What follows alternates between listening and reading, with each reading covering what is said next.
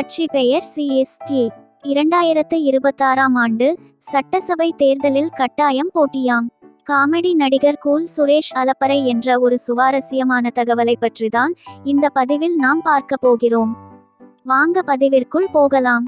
Comedy நடிகர் cool Suresh CSK என்ற பெயரில் கட்சியை தொடங்க உள்ளதாகவும் 2026 சட்டசபை தேர்தலில் போட்டியிட இருப்பதாகவும் அலப்பறையை கிளப்பி உள்ளார். அதாவது தமிழ் சினிமாவில் குணச்சித்திர நடிகர், வில்லன், காமெடியன் போன்ற கதாபாத்திரத்தில் நடித்து வருபவர் கூல் சுரேஷ். தற்போது படவாய்ப்புகள் குறைந்துள்ள நிலையில் பிக் பாஸ் நிகழ்ச்சியில் பங்கேற்றார்.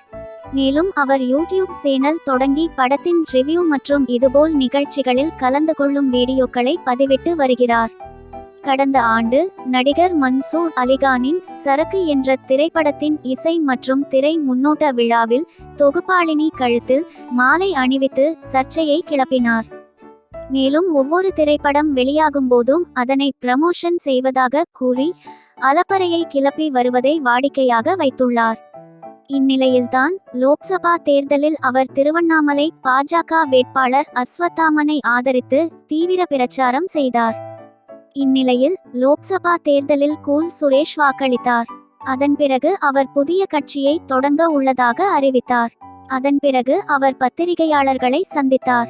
இந்த நிலையில் கூல் சுரேஷ் புதிய கட்சியை தொடங்கி 2026 தமிழக சட்டசபை தேர்தலில் போட்டியிட உள்ளதாக அறிவித்தார். இதுபற்றி கூல் சுரேஷ் கூறுகையில், சிஎஸ்கே கூல் சுரேஷ் கட்சி என்ற பெயரில் கட்சியை தொடங்க உள்ளேன். இந்த கட்சி விரைவில் பதிவு செய்யப்படும். அதன் பிறகு 2026ஆம் ஆண்டு நடைபெறவுள்ள சட்டசபை தேர்தலில் கூல் சுரேஷ் கட்சி போட்டியிடும். ஒருவேளை தேர்தலில் போட்டியிடாவிட்டால் நடிகர் விஜயின் தமிழக வெற்றி கழகத்துக்கு ஆதரவு தெரிவிப்போம் என்றார். தமிழகத்தை பொறுத்தவரை நடிகர் நடிகைகள் அரசியலுக்கு வருவது ஒன்றும் புதிது அல்ல. அதிமுகவை உருவாக்கிய முன்னாள் முதல்வர் எம்ஜிஆர், முன்னாள் முதல்வர் ஜெயலலிதா உள்ளிட்டோர் திரைத்துறையில் இருந்து வந்தவர்கள்தான். இவர்களை தவிர பல நடிகர் நடிகைகள் அரசியல் கட்சிகளில் செயல்பட்டு வருகின்றனர். நடிகர் சரத்குமார் கூட தனது சமத்துவ மக்கள் கட்சியை பாஜகவுடன் இணைத்துவிட்டார். நடிகர் கமல்ஹாசன் மக்கள் நீதி மய்யம் கட்சியை தொடங்கி திமுக கூட்டணியில் சேர்ந்துள்ளார். நடிகர் விஜய் தமிழக வெற்றி கழகம் எனும் கட்சியை கடந்த பிப்ரவரியில் தொடங்கினார். விஜயின் கட்சி இந்த லோக்சபா தேர்தலில் களமிறங்காத நிலையில் 2026 தமிழக சட்டசபை தேர்தலில் போட்டியிட உள்ளது.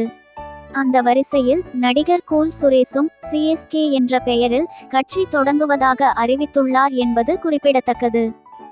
ஓகே ஃப்ரெண்ட்ஸ், இந்த ஒரு சுவாரஸ்யமான தகவல் உங்களுக்கு பிடித்திருந்தால் உடனே ஒரு லைக் போட்டு சப்ஸ்கிரைப் பண்ணி சப்போர்ட் பண்ணுங்க. நன்றி, வணக்கம். வாழ்க தமிழ்.